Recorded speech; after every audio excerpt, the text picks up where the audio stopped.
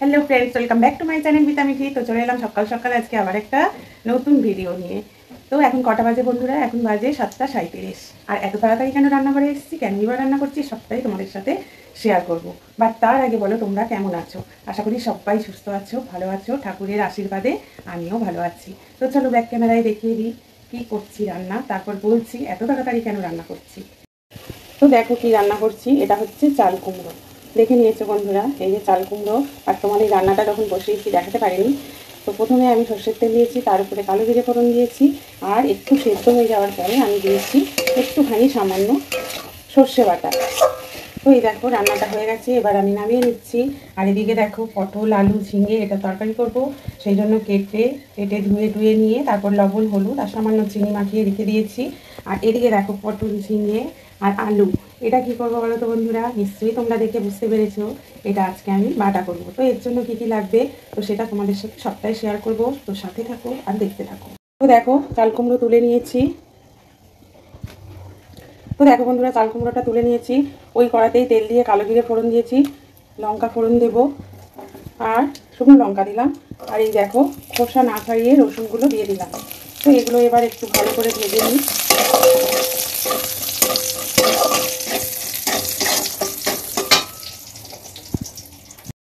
তো দেখো এগুলো ভাজা হয়ে গেছে, এই এবার এগুলো দিয়ে দিচ্ছি।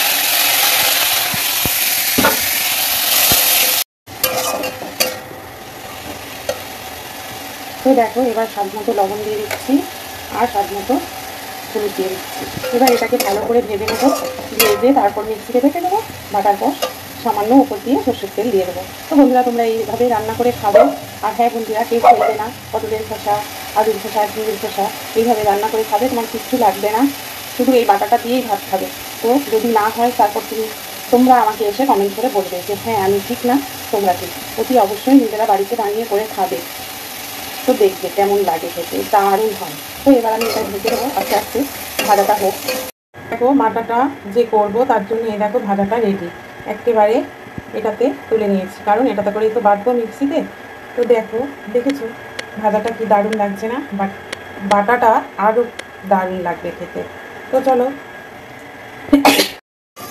তো দেখো এবার তেল দিয়ে কালো জিরে ফোড়ন দিয়ে দিয়েছি। এবার দেখো এগুলো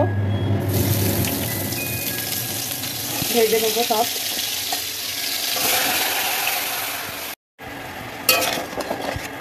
তো দেখো এগুলো এবার ভালো করে ভেজে নেবো। তো আমি সব একসঙ্গেই দিয়ে দিয়েছি, দেখেছো তো। তো এবার আমি ঢেকে দেবো, কারণ এটা আস্তে আস্তে ভাজবো, আর এটা ভাজতে ভাজতে ওদিকে মশলাটা রেডি করে নিয়ে আসি। তো সাথে থেকেও দেখতে। তো দেখো ভাজা হয়ে গেছে, তারপরে আমি আদা, রসুন, পেঁয়াজ, জিরের গুঁড়ো, ধনের গুঁড়ো, কাঁচা লঙ্কা দিয়ে দিয়েছি। তো আমার পটল ভাজার ছবিটা আর ভিডিও করতে মনে নেই বন্ধুরা, তো মশলাটা দিয়েই তারপরে তোমাকে দেখালাম, কারণ আমি ভুলেই গেছিলাম যে ভিডিও করছি। তো এইভাবে পটলের রান্নাটা করবো, প্লেন পটলের তরকারি। এবার এটা ভালো করে কষিয়ে নিচ্ছি, কষানো হয়ে গেলে জল দিয়ে দেবো। বন্ধুরা দেখো তরকারিটা অলরেডি কমপ্লিট হয়ে গেছে। তো আমি তাড়াতাড়ি করছি আজকে, আমি এক জায়গায় যাব, তো পুরোটা সেভাবে দেখাতে পারলাম না। তো দেখো দেখে নাও, সবই দেখিয়েছি, কি দিয়েছি না দিয়েছি। তো তরকারিটা হয়ে গেছে। আর কি করব না করব তোমাদের সাথে মনে হয় না শেয়ার করতে পারবো। আমাকে এক জায়গায় যেতে হবে, কোথায় যাচ্ছি, কোথায় গেছিলাম সবটাই তোমাদের। তো বন্ধুরা আমি ফাইনালি রেডি হয়ে গেছি, এক জায়গায় যাচ্ছি, কোথায় যাচ্ছি সিক্রেট। আর হ্যাঁ বন্ধুরা, কোথায় যাচ্ছি, কী করতে যাচ্ছি সবটাই এসে তোমাদের শেয়ার করছি। বাট তোমরা কিন্তু ভিডিওটা প্রথম থেকে শেষ অবধি দেখবে, তাহলে পুরোটাই বুঝতে পারবে। তো চলো বেরোনো যাক। এই দেখো স্কুটি নিয়ে বেরোবো এখন। তো আগে গেটটা খুলে নিই, তালা দেওয়া আছে গেটে, তারপর এসে তোমাদের সাথে কথা।